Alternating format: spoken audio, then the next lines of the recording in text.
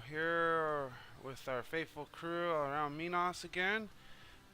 Jeb, Bill, Bob, Barfin, and Fairberry. Ferberry. Anyways, so we've been bouncing around the lunar surface here, and it's detected a deposit of carbonite, so we were going to go and investigate that. And it also happens to be on a biome we haven't seen yet, which I believe is the highlands. So we're going to swoop down here and take a peek. So everything so far has been successful, no issues with the vessel. All systems go. Crew seems pretty content and happy. As you can see, Jeb's pretty content being the commander there, and Bill's doing a good job piloting. Our, I believe, Fairberry there is our, let's see, yeah, it would be, I believe, our medic. Yeah, he's the medic. Of course, Bob is inside the science module there, the research lab, working away. Keep it steady, keep saying. Keep it steady. Gravity here is so light, I'm sure either I'm getting shaken around too much. I mean, let's see next time it throttles up here if how bad the G-forces are. Let's see, should be throttling up pretty good here. Yeah, not too bad. That's still in the green. But I'm sure he's not doing any science while this thing's moving around. Slammed around. Becomes some sort of DC hero, maybe. Alright, so power of editing, we've fast forwarded down to the surface here, and as soon as we touch down, we'll scan to see if we landed inside one of the spheres representing the carbonite deposit. Let's, there we go. Alright, so we'll scroll. Yep, we're inside. That's good.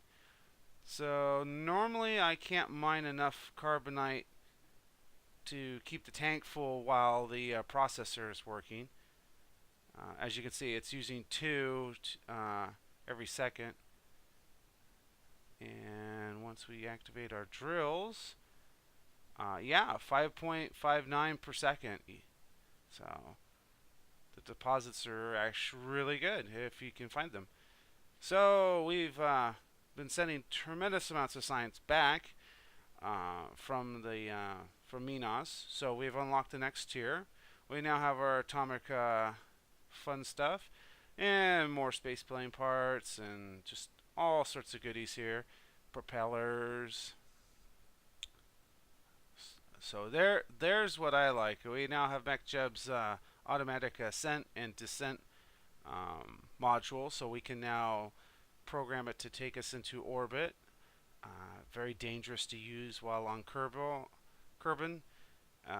Just it has issues, so I still manually take my rockets into space. Although for the moon or any 0G, it's fantastic. So here's our Titan long range Explorer. Atomic reactors basically built into these engines here, so it provides some decent power. We have one ready to head off to Duna, and of course you can see there in 144 days. That's our test model. Seems to be doing okay. So here is the Little Jack satellite deployer. So all these little tiny satellites are stacked together, and we'll decouple them as we get into nice little orbits here. Basically, they're just dishes, one big dish, 2 little tiny transmitters, 2 solar panels, a little RCS tank just to move it around. I really don't do anything for the game, but I feel like if I'm try to, it's part of one of my goals is to create a satellite network.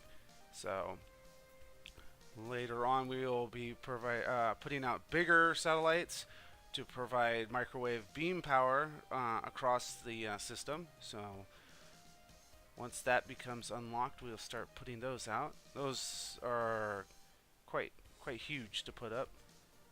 But there you go. We got quite the little thing of satellites there. And of course, eventually we'll get the moon, and then we will get Minos. So basically, we just keep increasing our orbits so that they're further and further out. So there we go. We got quite the little constellation of satellites there. All right. So we got one left, I believe. Coming around here, time warping. And let's see here. Spin around after our burn, and we'll deploy this last satellite. So gotta make sure you put those panels out, because once the power runs out, you won't be able to deploy them. Alright, so we'll spin around here. Fire that off. Then we'll grab it, activate it, spin the dish around. There we go.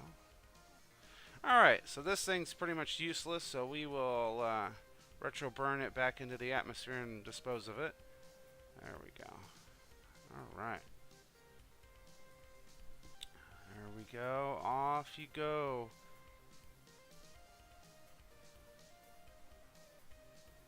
Atmosphere, the best trash burner.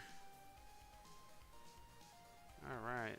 Although it's strange as those solar panels you would think of would have blown off by now, but they're gone now. Alright. Okay, so let's look at some contracts here for a second. Take a magnetic scan of the moon. Well, yeah, we'll take that. I mean, look at that. We automatically get 159 science just for accepting this. And when we finish it, we'll get 174. And while we're doing all these, we get science as well. So we will definitely have to take this. This is an easy one. The only problem is getting that satellite into that orbit there. It's a little tricky because they don't give you. They just tell you what it needs to be set at. It doesn't actually give you a little ring to line up with. So let's see, what else can we take here? This one here, I like this. This looks interesting. So we'll deploy a rover to Minos and drive it around. So we start with this sucker here. This is basically our Ninkasi probe that we've used earlier to land on the moons to get science and do some exploring. So, but we modified it. We took the top off and deployed a rover on top of it. So now we're coming around here. We're going to make our descent burn.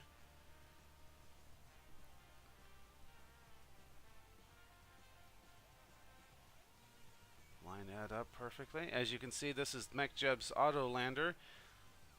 So we targeted the spot, and it will automatically land us. And I tell everybody, don't walk away. MechJeb is not 100% guaranteed. So we just let it, just keep an eye on it. So we're descending over the area here. So this is the Midlands. Alright, look at that. Perfect, perfect, perfect. I am controlling the rotation there because I want to be able to, if necessary, deploy the rover. I'm sure that the gravity is light enough that it could survive the fall. And wow, a soft landing of the booster there, transit stage. All right, there. Well, that didn't blow up. Well, maybe years from now we'll need some fuel and we can go over and pick that up. So there we go, rover deployed, and we'll just fly this up to the top of the hill here because it's still pretty useful. It has still all its science equipment. Although we have somebody else on. We got the Emerald Dream flying around right now, doing science. So we don't really need to rely on this. We'll just use it as a observation post. And deploy. There we go. By hand. Landed by hand. Alright, let's check out our rover here. Let's deploy those solar panels. Well, let's rename it rover. Deploy those panels. Well, it's driving good. Okay. Alright, so we completed one part of that contract. Okay, so we want to go check out these other 6 locations. So, she wants to go down the hill, which is in the opposite direction. Whoa, whoa, whoa. Well, luckily those giant boulders are made out of styrofoam. We went right through it. Alright, come on, come on. Wow, the gravity here is so low that I think a rover is almost nearly impossible to drive here. It's just spinning out of control. Maybe I should have locked the wheels. Well, I need to stop her first. Come on.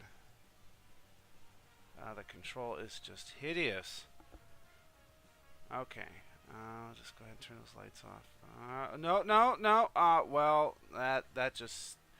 Well, this rover's pretty much done now. Without those panels, we have no power. And as you can see, yeah, that's just a complete fail. Forget it. Let's try again. Yeah, well, we tried again. That didn't work. This is my little hover rover with a RCS tank, and yeah, I should have put a reaction wheel on it. I thought maybe the computer core would be enough. It was not. So we'll come back to doing this at another time. Until then, have a good one.